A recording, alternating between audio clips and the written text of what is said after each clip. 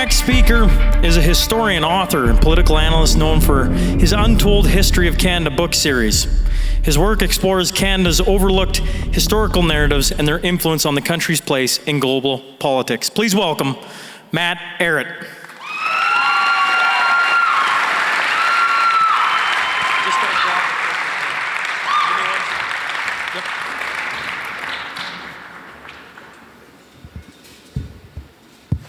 Hello.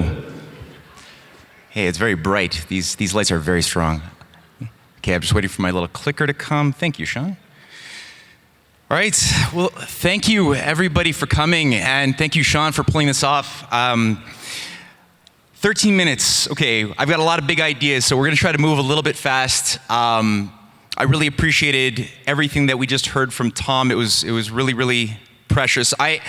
What really struck me, was the question of our perceptions and reality, our intentions, and how that shapes the world that we were born into. And a lot of the things that we are experiencing today are obviously not our fault, but at the same measure, despite us not being the cause of many of the problems systemically befalling our civilization, we do have a responsibility to correct them nonetheless. And it doesn't mean we could be Superman and change the world, but it does mean that we all, depending upon the level of knowledge that we have earned, have a certain power to interface with that world and act upon the future in different amplitudes, right? So that's my general philosophy, and I'm gonna just key off of Abraham Lincoln, who had once said, based upon this question of like, what does the future hold amidst a systemic crisis that he was facing, that, well, I don't know how to foresee the future exactly, but I do know that the best way to predict the future is to create it. And he's somebody who definitely had a vision that chose to build things like the Transcontinental Railway amidst the battle that was really gonna spell the difference between whether the experiment of 1776 was gonna come to an end or not. And we had freedom fighters in Canada, Republicans who had a lot of influence at that time, who were trying to use the opportunity of the success of America and the weakness of Great Britain at that time to really break free of the system of the Crown, the Privy Council, and things that had been holding us back for so long. So very, very quickly, I'm gonna just introduce very briefly my journal I started in 2012. That was the second issue, British Geopolitics versus Creativity, Humanity's Last Chance, based upon the newly forming chaos around regime change that had been put onto the Middle East at that time through the Arab Spring, the encirclement of Russia through full spectrum dominance, the NATO encirclement, as well as what we were seeing being unleashed on the Pacific front with THAAD missiles being built up in South Korea, already now finalized, as part of a Rand Corps agenda around the idea that it were possible to win a nuclear war by taking out the retaliatory capabilities of great nations that had nuclear weapons. So the idea was, based on game theory, based on a bunch of basically computer programmers who had a little bit too much power, decided to run scenarios that would show whether or not it was possible to actually have nuclear hegemony. So I put out this paper. At the time I was working with the Lyndon LaRouche organization. That was something I initiated in Canada, a small little outlet we had there. And unfortunately, I gotta say, a lot of those dangers, while we have a lot of potential to change them, are still present. They were never resolved. We just passed Victory Day, May 7th. The defeat of Hitler was celebrated, but not so much in Europe as it was in Russia. And we had many world leaders who went and celebrated, the Victory Day parade on May 9th. What we have there is the military expenditures of Russia and select countries, and the growth effectively of NATO, which moved from 15 nations to over 30 today. Ballistic missiles that could be transformed very quickly into an offensive power on Russia's southern perimeter. That's one thing that's on Russia's mind.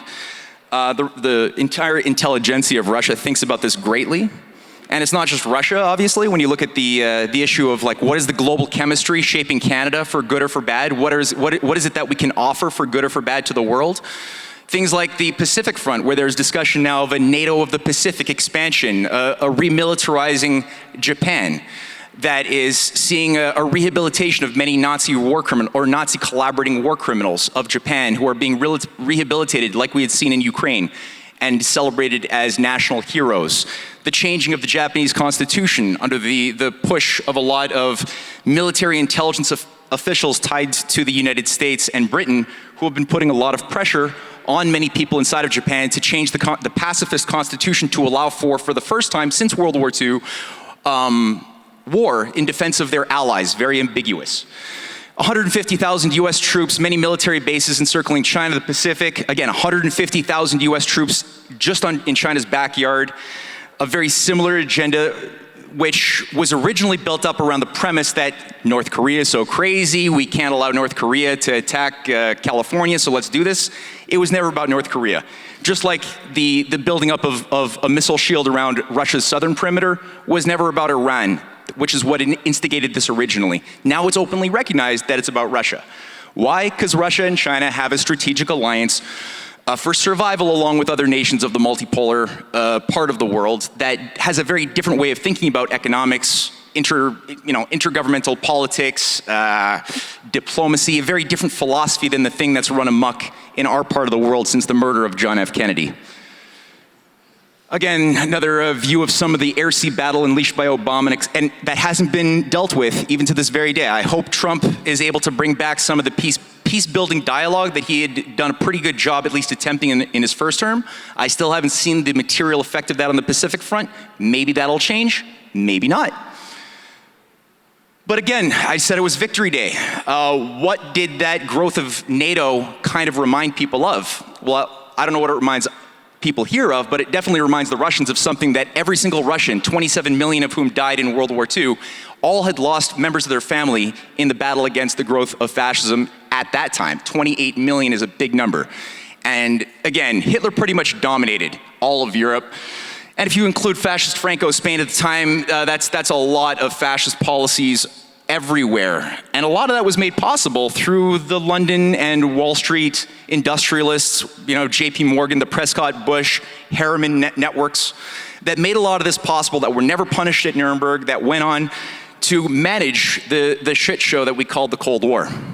On the Pacific front, the Chinese also lost about 9, maybe 10 million lives under Japanese aggression, Japanese having been funded by Jacob Schiff, the same people that were financing the Bolshevik Revolution, that financed the Japanese earlier assault onto the Russian naval fleet in 1905 that preceded the Bolshevik Revolution.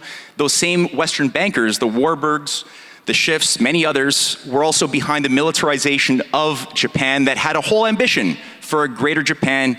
And just like Hitler's Germany that wanted to use Russia as a slave colony of Untermenschen, underhumans, a plantation of slaves to feed the growing Lebensraum where the alphas would expand, so too did the Japanese have a similar idea, a pro-eugenics idea of using China as an unterhuman slave colony.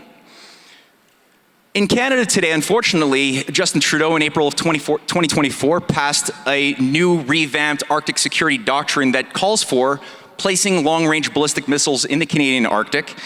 Poilievre was not even against this, neither was Carney. Had no opposition, and as far as I could tell, very little coverage in the media, even though this was political suicide to discuss Star Wars or the militarization of the Arctic for the last 20 years. All of a sudden it was done, nobody said a peep. So that's a bad idea. Why? Why is this happening? Well, if you look at it, a lot of the major initiatives, especially since 2013, involve the biggest mega projects utilizing the power of the sovereign nation state and the control of national banks to direct productive credit to specific intentional projects that are multi-generational in scope, this being just simply the major arteries of the Belt and Road Initiative, but there's many sub-arteries that involve industrial corridors, new energy corridors, the 57 nuclear reactors that are being built right now, the 85% of the new nuclear builds being built on this earth are from China and India, Russia being number 3.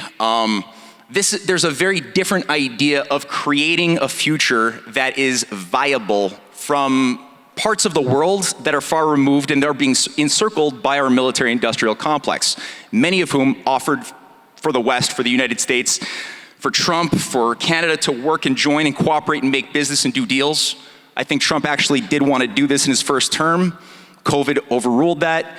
The Arctic is opening up again too. That's the Arctic branch of the Silk Road, the Polar Silk Road. There's also rail corridors and a Far East and Northern Arctic development strategy that Putin unleashed as a high priority for Russia in 2021. 5 new major science cities, not that dissimilar in scope from what John Diefenbaker had envisioned with his Frobisher Bay Northern Development Strategy of 1957-58, as far as creating advanced cities for science, mining, and other things that would be united in rail, a lot of it being high-speed rail. China itself has 38,000 kilometers of high-speed rail built up in only 20 years. Canada still has zilch. Russia is growing in that orientation as well, but again, the Eurasian economic security architecture is very different from what we have under NATO. That's a grid of just some of the high-speed rail that's been built up. Like I said, in 2008, it was hardly anything, nothing, zilch almost in China. They also have magnetic levitation. They're gonna have 5 different development corridors of maglev that they're already co-building as we speak. And a lot of this has to do with the fact that China didn't let go of their Glass-Steagall separation of banking. So you'd go to jail in China for doing the type of banking that in Canada or the United States, you get taught to do in macroeconomics in general.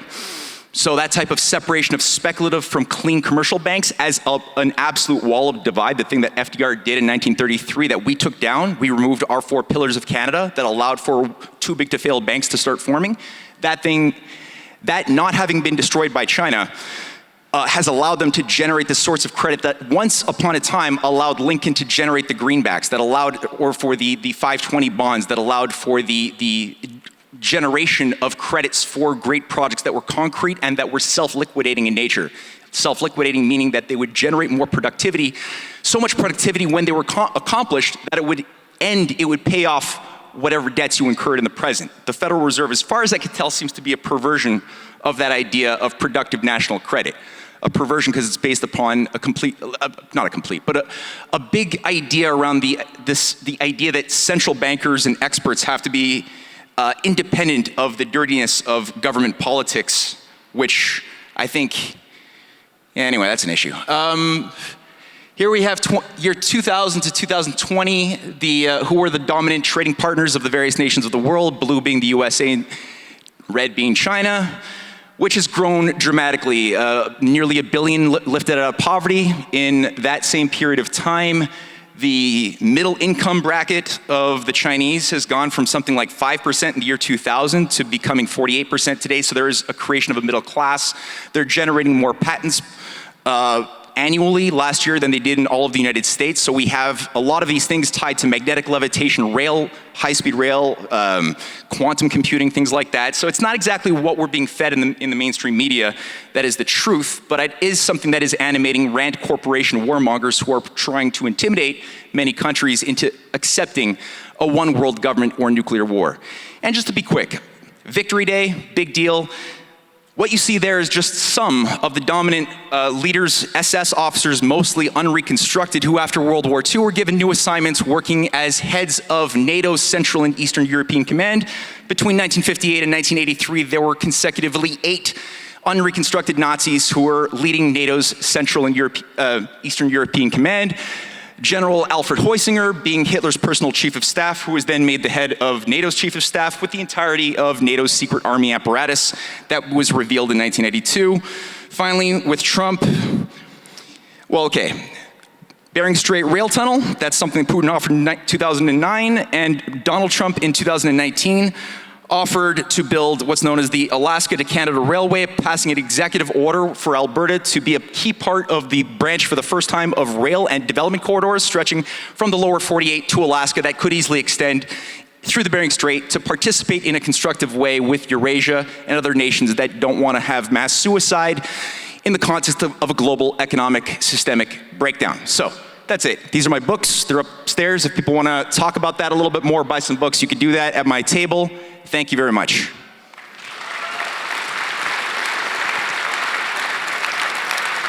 Matt Ehret, folks.